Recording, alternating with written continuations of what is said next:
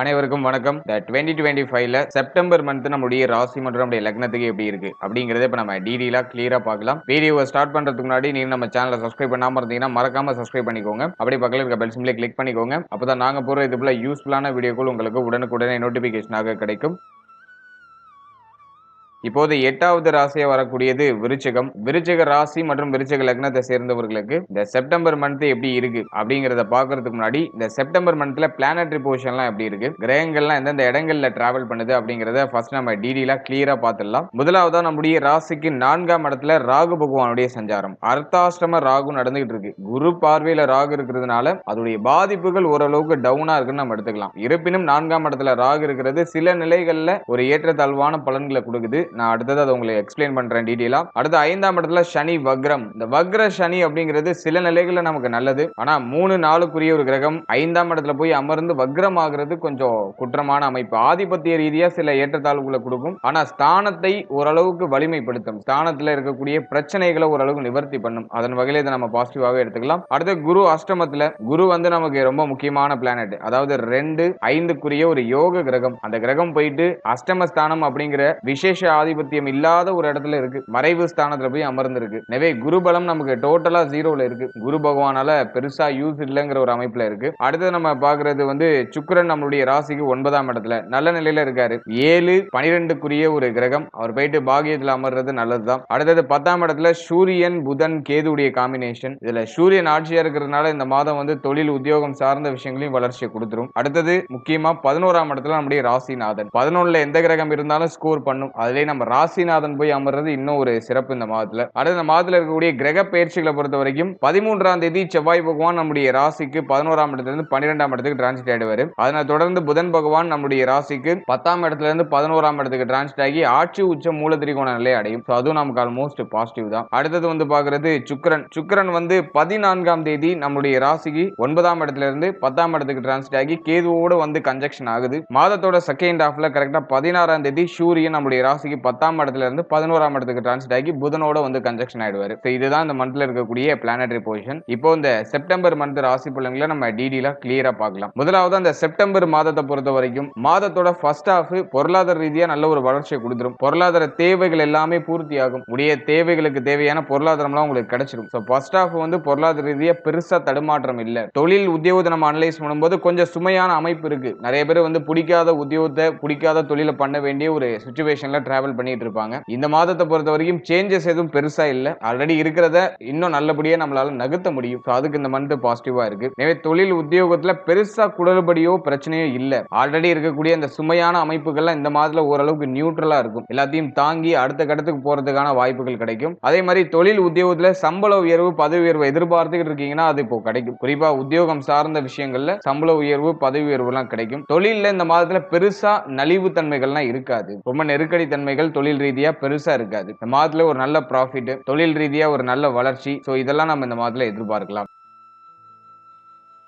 அடுத்தது நம்ம பாக்குறது 4ஆம் ஆதிபத்தியம். ராகு ஏதாச்சும் பாதிப்பு கொடுக்கிறாரா? இப்போ மோஸ்ட் ஆஃப் த விருச்சிக ராசிக்காரர்களுக்கு பார்த்தோம்னா மன ஆரோக்கியம் வெகுவா பாதிக்கப்பட்டு இருக்கிறதுக்கு வாய்ப்பு இருக்கு. ஏன்னா 4ஆம் இடத்துல ராகு இருக்கும்போது மன ரீதியா நிறைய தாக்கத்தை கொடுத்துருது, நிறைய கவலைகளை கொடுத்துருது. மனசுல ஒரு பக்கம் கவலை, ஒரு பக்கம் தேங்கி அப்படியே இருக்கும். அப்படியே நைட்டு டயத்துல அதை அப்படியே எடுத்து அசை போடுவோம். டயத்துக்கு தூக்கம் வராது, டயத்துக்கு சாப்பிட தோணாது. ஒரு மாதிரி கவலை உணர்வுகள் நம்மள ஒரு மாதிரி ஆட்டி படைக்கிற மாதிரி இருக்கும். குரு பார்வையில் அந்த ராகு இருக்கிறதுனால அதை எதுவும் வெளிக்காட்டிக்கல. வெளியில வேஷம் போடுறோம். மத்தவங்களுக்கு முன்னாடி நம்ம ஹாப்பியா இருக்கிற மாதிரி நடிக்கிறோம். ஆனா உள்ளுக்குள்ள நிறைய கவலை வருத்தங்கள் இருக்கு. அதை இந்த 4th ஹவுஸ் ராகு நமக்கு இன்டிமேஷன் பண்ணுது. அடுத்தது ஹெல்த் நமக்கு அந்த அளவுக்கு ஸ்டேபிளா இல்ல. 5ஆம் அதிபதி 2ஆம் அதிபதி அஷ்டமத்துல, குரு பலமும் நமக்கு 0ல இருக்கு. அதே மாதிரி பார்த்தோம்னா ராகு பகவான் 4ஆம் இடத்துல அமர்ந்து உடல் ஆரோக்கிய ரீதியா ஒரு ஸ்டேபிளே இல்லாம உடம்புல என்னதான் பண்ணுதுன்னு தெரியல. ஹெல்த் ஒரு மாதிரி கொஞ்சம் அன்ஸ்டேபிளா இருக்கு. நீங்க நினைக்கிற விஷயத்துக்கு உங்களுடைய உடல் உங்களுக்கு ஒத்துழைப்பு கொடுக்கல. அது ஒரு யதார்த்தமான உண்மை. எப்போதும் ரொம்ப சோர்வா இருக்கிற மாதிரி, அசதியா இருக்கிற மாதிரி, ஒரு சுறுசுறுப்பு தன்மை இல்லாத ஒரு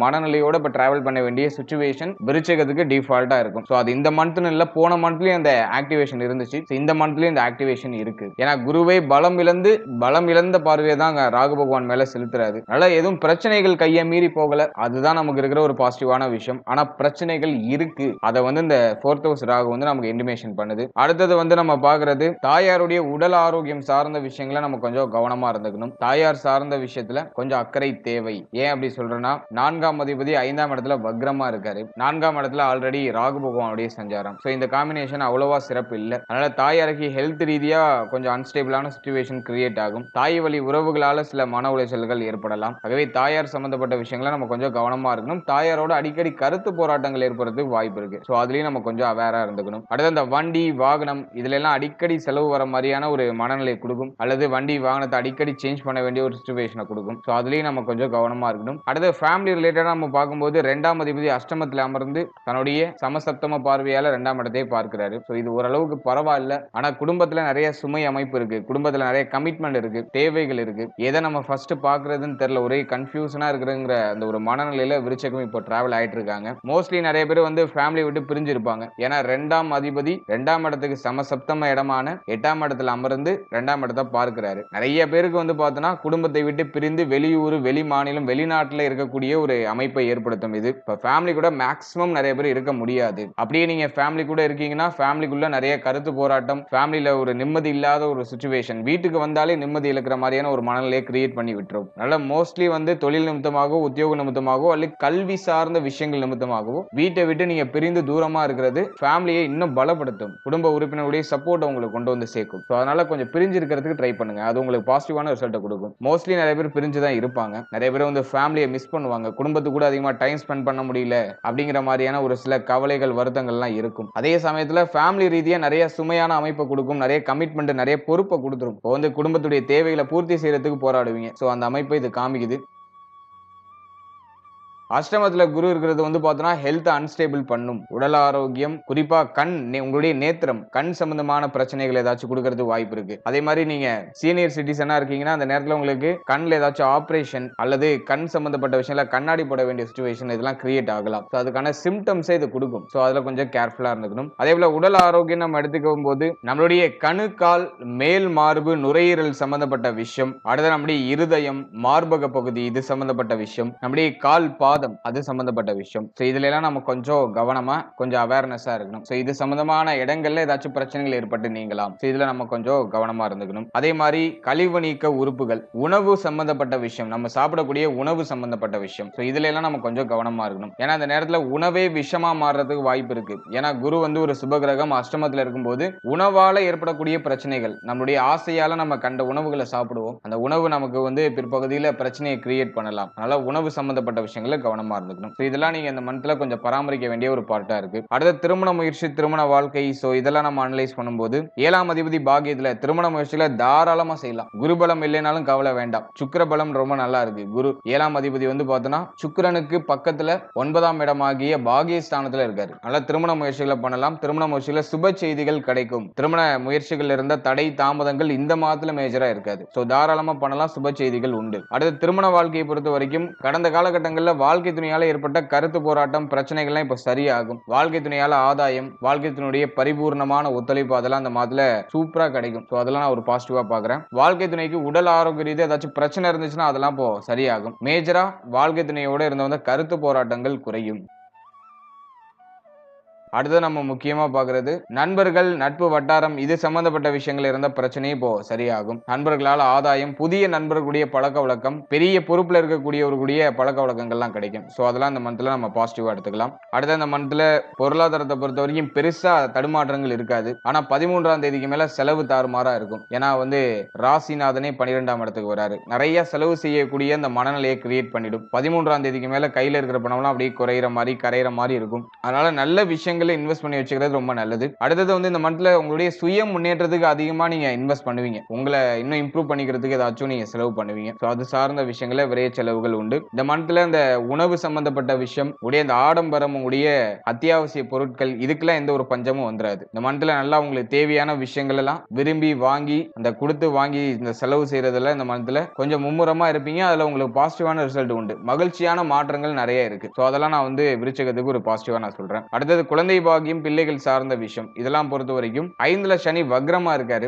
அதனால குழந்தை பாக்கியத்துல ஒரு சில தடை தாமதத்திற்கு பிறகு ஒரு சில வருத்தங்களுக்கு பிறகு சுப செய்திகள் கிடைக்கும். ஒரு சிலருக்கு மருத்துவ பரிசோதனை தேவைப்படலாம். மருத்துவருடைய ஆலோசனையின்படி நீங்க செயல்படும் போது சுப செய்தியில மிக விரைவில் நீங்க அறுவடை செய்ய முடியும். அதிகமா அலைச்சல், அதிகமா டிராவல் பண்றது, மன ரீதியா நிறைய டிப்ரெஷன் ஸ்டேட்லயே இருக்கிறது. மன ரீதியான மன உளைச்சல் அப்படிங்கிற டிப்ரெஷன் ஸ்டேட்லயே இருக்கிறது. சோ இதெல்லாம் நீங்க கொஞ்சம் அவாய்ட் பண்ணிக்கிறது குழந்தை பாக்கியத்துக்கு இன்னும் உங்களுக்கு வந்து ஒரு குயிக்கான ஒரு பாசிட்டிவ் ரிசல்ட் கொண்டு வந்து சேர்க்கும். எனவே இந்த மந்த்ல தடை தாமதத்தோட சுப செய்திகள் உண்டு. சோ அதை நான் உங்களுக்கு பாசிட்டிவ் ரிசல்ட்டை நான் கொடுக்குறேன். அடுத்து வந்து பிள்ளைகள் சார்ந்த வகையில் இருந்த பிரச்சனைகள், குழப்பங்கள்லாம் இப்போ சரியாகும். பிள்ளைகளால ஏற்பட்ட மன உளைச்சல் எல்லாம் இப்போ குறையும். என்னதான் இருந்தாலும் 5ஆம் அதிபதி அஷ்டமத்துல இருக்காரு. சின்ன சின்ன வருத்தம், கவலை, பிள்ளைகளுடைய எதிர்காலம் பற்றிய சின்ன சின்ன குழப்பங்கள் இதெல்லாம் மேலோட்டமா இருக்கும். ஆனா இந்த மந்த்ல மேஜரா ட்ரபிள் இருக்காது. பிள்ளைகளால பெரிய அளவுல பிரச்சனையோ குழப்பமோ இருக்காது. அடுத்தது நம்ம பாக்குறது பிள்ளைகளுடைய உடல் ஆரோக்கியமும் இந்த மந்த்ல ஆல்மோஸ்ட் ஸ்டேபிளா இருக்கும். பெருசா பிரச்சனையை கொடுத்துறாது. இந்த மந்த்ல செவ்வாய் பார்வை 5ஆம் இடத்துல இருக்கிறதுனால பிள்ளைகள் மேல கோபப்படக்கூடிய அந்த உணர்வை தூண்டலாம். அதனால அந்த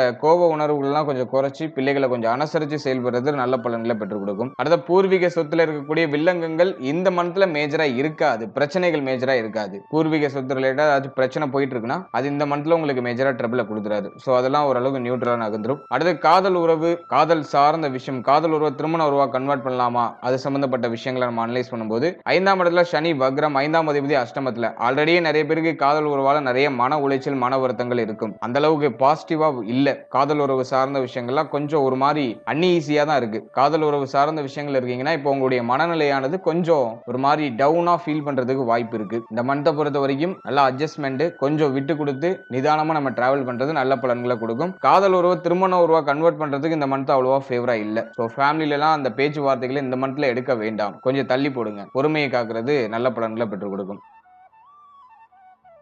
அடுத்த ஸ்டூடெண்ட்ஸ், மாணவ மாணவிகளை பொறுத்த வரைக்கும் சூரியன் புதன் இணைவு ஆல்மோஸ்ட் நமக்கு பாசிட்டிவா இருக்கு. நல்ல கல்வி சம்பந்தமான விஷயங்களுக்கு இந்த மந்த் நல்ல ஒரு எக்ஸ்ட்ராடினரியா இருக்கும். பாசிட்டிவா தான் இருக்கு. ரிசர்ச்சிங் ஃபீல்டுல இருக்கக்கூடிய மாணவ மாணவிகள் அந்த மந்த் ரொம்ப நல்லா இருக்கும். 4ஆம் இடத்துல ராகு இருக்கிறதுனால இந்த படிப்பு சம்பந்தப்பட்ட விஷயங்களை ஒரு சுமையான அமைப்பை டிஃபால்ட்டா உங்க மனசுல புகுத்திடும். படிக்கவே தோணல, ரொம்ப டிஸ்ட்ராக்ட் ஆகிட்டே இருக்கு, படிக்கிறதுக்கு விருப்பமே இல்லை, ஆனா மல்லு கட்டி படிக்க வேண்டிய ஒரு சிச்சுவேஷன் இருக்கு, என்ன பண்றதுன்னே தெரியல. இந்த மனநிலையே ஸ்டூடெண்ட்ஸ் மனநிலையில விதைச்சிரும். அதுதான் 4ஆம் இடத்துல இருக்கிற ராகு. நிறைய பேர் வந்து இதை நம்ம டிஸ்கண்டினியூ பண்ணிடுவோமா, படிக்கிறதுக்கே நமக்கு மைண்ட் ஒத்துழைப்பு கொடுக்கல, அவசரப்பட்டு இறங்கிட்டோமோ அப்படிங்கிற மாதிரியான மனநிலை எல்லாம் கொடுக்கும். ஆனா அது டெம்பரவரி தான். இந்த மந்த்ல மேஜரா ட்ரபிள் இருக்காரு. சூரியன் புதன் புதனாதித்ய யோகத்தை ஆக்டிவேஷன் பண்ணுது. உயர்கல்வி படிக்கிற மாணவ மாணவிகள் ரொம்ப நல்லா இருக்கும். யாரும் பயப்பட வேண்டாம். ஓவராலா அந்த செப்டம்பர் மந்த்தை பொறுத்த வரைக்கும் ஆல்மோஸ்ட் விருச்சிகத்து பாசிட்டிவா தான் இருக்கு. ஏன்னா லக்னாதிபதி அப்படின்னு சொல்லக்கூடிய ராசிநாதன் நல்ல நிலையில டிராவல் பண்றாரு. 11, 12 இந்த இடங்கள்ல தான் டிராவல் பண்றாரு. அது பெருசா நெகட்டிவ் இல்ல. எனவே இந்த மந்த்தை பொறுத்த வரைக்கும் உங்களுடைய ஹெல்த்ல மட்டும் கொஞ்சம் அக்கறை அதிகமா எடுத்துக்கோங்க. மற்ற விஷயம்லாம் உங்களுக்கு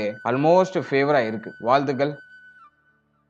இப்போ நீங்க இது வரைக்கும் பார்த்த அந்த பொது பலன்கள் அப்படிங்கிறது ஒரு கோச்சார பலன்கள் தான். இது உங்களுடைய ஜனனகால ஜாதகத்துல நடக்கக்கூடிய தசா புக்தி அந்தரம் பிளஸ் உங்களுடைய ஜனனகால ஜாதகத்துல இருக்கக்கூடிய அந்த பிளானட்டரி பொசிஷன், இதை பொறுத்து ஒரு சில ஏற்றத்தாழ்வுகளை சந்திக்கும். எனவே 100% பிரிடிக்ஷன் எடுக்கிறதுக்கு உங்களுடைய ஜனனகால ஜாதகத்தை ஆய்வு பண்றது நல்லது. உங்களுக்கு இப்போ என்ன தசா புக்தி நடந்துட்டு இருக்கு, அது யோக தசையா அவயோக தசையா? யோக தசையா இருந்துச்சுன்னா அந்த 7.5 சனி பிளஸ் வந்து இந்த நெகட்டிவான இன்ஃப்ளூயன்ஸ் பண்ணக்கூடிய இந்த கோச்சார கிரகங்களுடைய பாதிப்பு உங்களுக்கு பெரிய அளவுல இருக்காது. அதுவே அவயோக தசையா இருந்துச்சுன்னா அந்த கோச்சாரத்துல சொல்லப்பட்டிருக்க அந்த நெகட்டிவான இன்ஃப்ளூயன்ஸ் உங்களுக்கு அதிகமா இருக்கும். இதுதான் பாயிண்ட். அல்ல உங்களுக்கு நடக்கிறது யோக தசையா அவயோக தசையா, இந்த கோச்சாரம் உங்களுக்கு எவ்வளவு பர்சன்டேஜ் வந்து உங்களுக்கு இம்பாக்ட் பண்ணும் அப்படிங்கறத உடைய தசாபுக்தி அந்தரம் பிளஸ் உங்களுடைய ஜாதகத்துல சனி எந்த இடத்துல போஷன் ஆயிருக்காரு பிளஸ் வந்து மற்ற கிரகங்கள்ல எந்தெந்த இடங்கள்ல போஷன் ஆயிருக்கு அதை பொறுத்து ஒரு சில ஏற்றத்தாழ்வுகளை சந்திக்கும். எனவே உங்க ஜனனகால ஜாதகத்தை கொஞ்சம் அண்டர்ஸ்டாண்ட் பண்ணிட்டு இந்த கோச்சாரத்தை நீங்க எடுத்து சூப்பர் கம்போஸ் பண்ணும்போது உங்களுக்கு ஒரு தெளிவு, இன்னும் கொஞ்சம் அதிகமான புரிதல் அப்படிங்கிறது கிடைக்கும். எனவே உங்களுடைய ஜனனகால ஜாதகத்தை உங்களுடைய குடும்ப ஜோதிடத்தை கொடுத்து